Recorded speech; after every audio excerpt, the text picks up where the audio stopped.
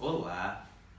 Vamos retomar o nosso curso, né? Agora eu vou apresentar as principais reflexões, os principais eixos, né? Que conformam o panorama da nossa terceira unidade. Nós, neste curso de pós-graduação em Direito Internacional e Direitos Humanos, e especificamente na nossa disciplina, que trata das vulnerabilidades e das políticas sociais públicas protetivas de direitos humanos, né? Agora, na terceira unidade, vamos ter como foco, né, como grande foco de discussão, exatamente as políticas sociais públicas protetivas de direitos humanos no âmbito da sociedade brasileira contemporânea, né? O nosso recorte privilegiado é esse. Nesse sentido, eu trago, né, como a primeira das videoaulas que vão balizar esta terceira unidade, uma leitura panorâmica, né, mas trazendo mesmo um horizonte dessas políticas sociais públicas e fundamentalmente para que, depois de tudo que trouxemos nas primeiras unidades, né, que trazem exatamente essa suspeição crítica e decolonial ao discurso dos direitos humanos e depois nos conduz pela nossa própria história colonial, o que nos levaria em pleno século XXI a indagar e indagar muito seriamente, né? Estamos numa república, estamos no Estado Democrático de Direito, ou estamos no mesmo engenho, embora com, né, um cenário um tanto diferente, um tanto mais sofisticado. Esse é o nosso grande drama, porque panoramicamente, né, com todo o retrospecto, com todo o diagnóstico que temos construído, o panorama de vulnerabilidades tem se acentuado. E talvez fundamentalmente devido à fragmentação, desarticulação dessas políticas ou dessas pretensas políticas sociais públicas, né? Por todo o nosso histórico colonial, tudo aquilo que já trouxemos para a nossa reflexão. Será que seria, né, possível conceber genuinamente esse conceito de políticas sociais públicas com toda a nossa história colonial, o que acarreta, né, uma vinculação perversa, extremamente autoritária, totalitária até, ao identificar o público com o estatal. Reproduz-se toda uma mística, inclusive chancelada pela ciência política, pela ciência do direito, enfim, uma mística em torno do Estado soberano, que culmina em estados que se afirmam, que se consolidam como autoritários e totalitários, né, e que excedem na sua autonomia soberana. É exatamente o que a história traz e que acarreta como a reação da comunidade internacional a emergência do direito internacional dos direitos humanos. Então, com essa consideração, com essa reflexão, que traz um pouco do que já conversamos, mas para que nos situemos no âmbito, né, de projetar e diagnosticar, também diagnosticar essas nossas políticas sociais públicas, né? Por tudo que dissemos. essas políticas têm impactado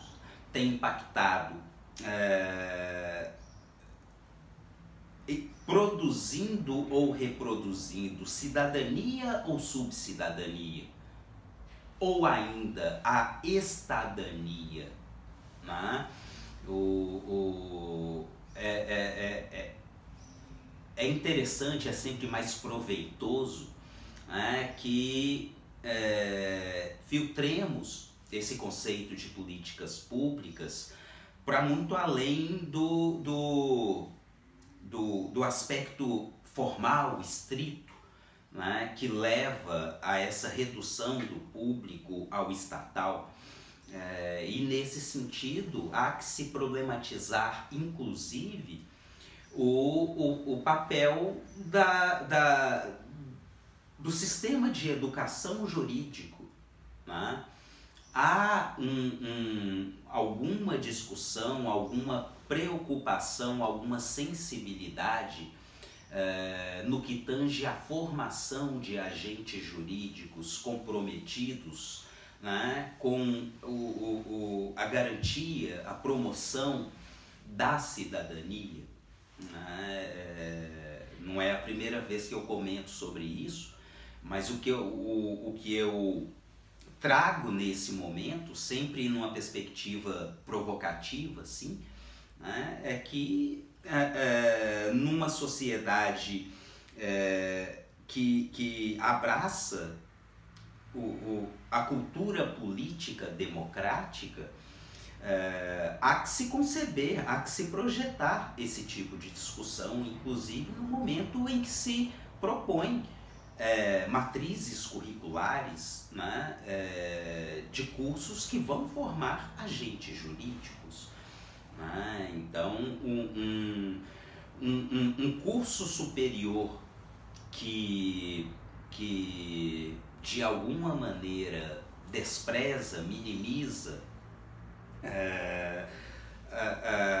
as chaves, os eixos da pesquisa e da extensão por si, acabam necessariamente promovendo uma formação tecnicista em que o agente jurídico, com seu know-how técnico e apenas técnico, pode continuar reproduzindo essa lógica que restringe, né, o público ao interesse do Estado, essa lógica descolada da própria história, né, e que continua reproduzindo focos coloniais que de tantos e tantos, né,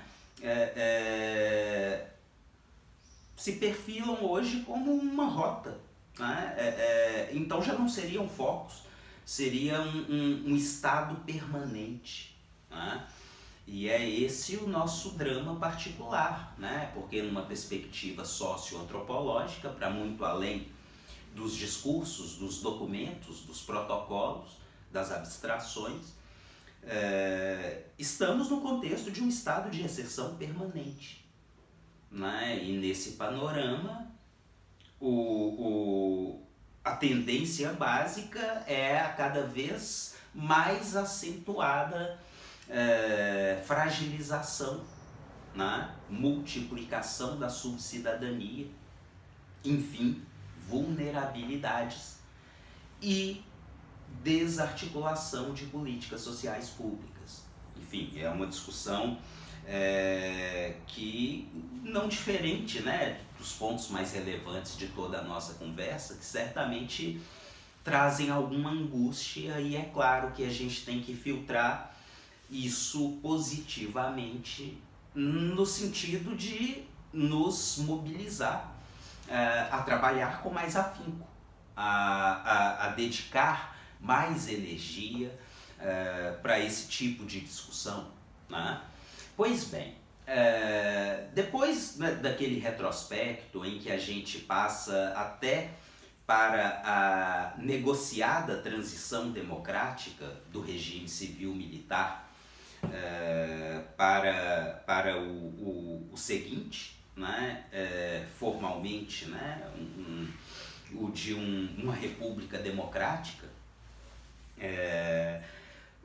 dizia para vocês, né, do quão intransitiva teria sido essa transição, fundamentalmente a partir da lei da anistia, do amplo perdão, né? Então, aquilo que eu disse, né, apesar de um texto constitucional tão elevado, tão potente, inevitavelmente potente, aquilo repercutiu mais como um curto-circuito histórico, pelo fato de não ter havido uma genuína, uma autêntica justiça de transição, né? A opção daquela transição negociada, estrategicamente negociada pelos militares, sociedade civil, basicamente a elite da sociedade civil, né? Com tudo aquilo, não se alterou, não se discutiu, não se interessou, né, em atentar-se ao próprio aparato e à sua postura enraizadamente autoritária. Então era aquilo que eu cheguei a dizer, né, de uma forma bem crua. Apesar do texto constitucional, né, e do impulso de uma ampla reforma em cadeia das legislações, se o delegado de polícia, se o magistrado e etc, né, são os mesmos que tinham como referência de atuação profissional os abusos, o autoritarismo, a tendência básica é que o discurso caia no vazio, que não tenha performatividade. Né? Mas, apesar desse seríssimo problema, né, que leva o nosso discurso constitucional à condição de um curto-circuito, houve mudanças, houve coisas muito diferentes, muito novas, né?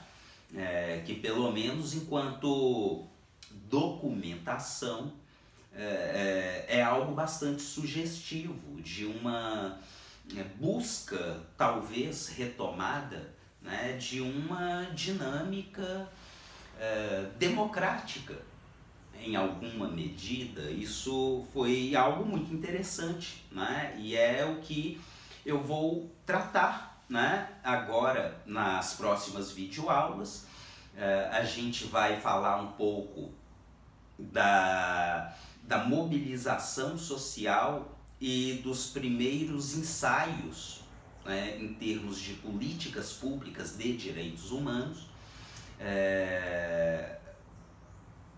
a participação da sociedade civil, e vou destacar, né, porque é realmente esse o momento em que a gente começa a ter elementos objetivos para se falar de uma política pública protetiva de direitos humanos.